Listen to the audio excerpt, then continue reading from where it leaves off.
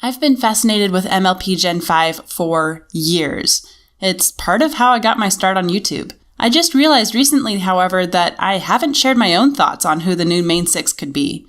As the show is called My Little Pony, I unfortunately don't think G5 will center around the student six. As much as Ocella's is my precious baby, and if anyone hurt her, I'd go into a mama dragon rage.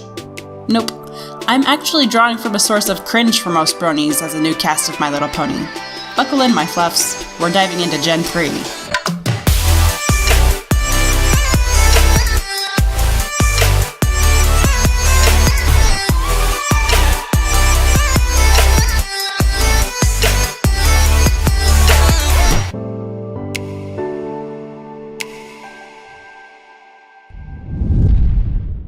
Hello my fluffs, Lonnie your Fluff Dragon Overlord here with your weekly character creations and speed art. If you like what you see, help me to continue making this content for free by hitting that subscribe button and ringing that notification bell. A few rumors that have been floating around the MLP net are that the new generation will be done in the movie animation style, that the characters will have powers that are more defined and extreme, and that the stories will be tailored towards an audience of teenagers and up. While none of this is confirmed as of yet, I'm actually going to be working within these parameters for my cast to see how it could potentially fit all together. Though Desert Rose was barely featured in any Gen 3 movie or episode, it was obvious from her design that she was intended to be this delicate flower character. I'm sorry, have you been to a real desert? Do you know what it takes for anything to naturally grow there? No delicate flowers, that's for sure.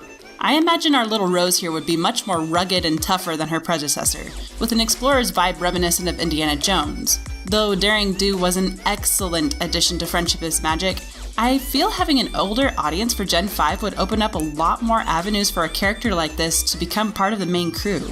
I set her as an Earth Pony to reflect her rugged tendencies, and if the elements of harmony were still a part of the storyline, I'd place her as a decent candidate for honesty. Little Honolulu was the first time I actually thought a baby My Little Pony toy was cute. She had these adorable Grecian wings and bright colors that made me smile.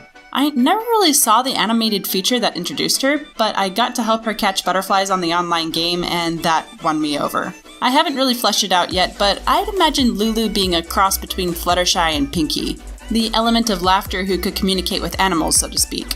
We have way too optimistic characters who are portrayed as being naive or innocent. I'd like to see an optimistic character with some experience and wisdom about them that's actually taken a little more seriously. Celestia knows we need some serious optimism in this world. I'd like to think Honolulu could provide that in some small part. Now, Wisteria actually annoyed me back in the day, and as a Gen 3 baby, it took a lot to annoy me. She was portrayed as over-the-top typical feminine without the boldness of Rarity or the sweetness of Fluttershy, so I threw in the best of both those characters and came up with one of my favorites in this new six. Wisteria portrays a tendency in creatives I've seen time and again in my fellow creators. Ridiculous amounts of talent and knowledge and an inability to determine their own extensive worth. Her element of generosity would have a true learning curve as her quiet demeanor would put her in positions of being trampled on again and again, until she started to learn how to speak up for herself and start asking what her creations were worth. If any lesson was worth teaching this fandom, it would be to charge what you're worth and respect those around you. Wisteria in this form would be able to teach those lessons effectively and easily. Anyone who has seen Gen 3 knows who Starcatcher is. Her toy was the desire of every little My Little Pony fan for quite some time. There's still fan art being drawn of her to this day as her design was so unique. And I took all of that away. Now, my Starcatcher would be a little more muted in design, not only to make it easier on the animators because, good heavens, those swirls, but to give the personality I had in mind for her a better chance to shine. I picture Starcatcher as a bit of a mystic, blind to the physical world, but a much better empath and perhaps even psychic. It's a trope, I know, but one that could work very well if handled with care and attention to detail. I'd place this pony as the element of magic.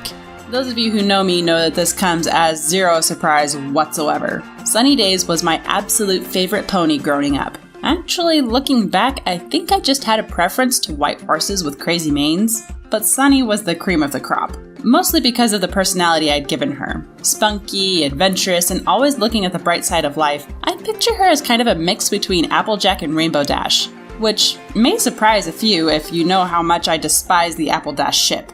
Giving her a family to care for and friends to stand by, she'd be an excellent candidate for the element of loyalty. Rather than a farm, however, I'd picture Sunny as more of a sea pony with a little fishing village. Why ponies need to go fishing? I have no idea, but that's a problem for the writers to figure out. She loves surfing and sailing and romantic walks on the beach.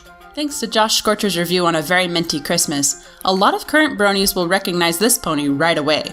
Given Tabitha St. Germain's stellar performance as both Rarity and Luna, I'd say she deserves another crack at this character with better writers and animators. Minty would throw away the sock trope, it would be even more hilarious if she hated them, and become the town baker, making designer cakes for the higher classes while treating those who were underprivileged in her spare time.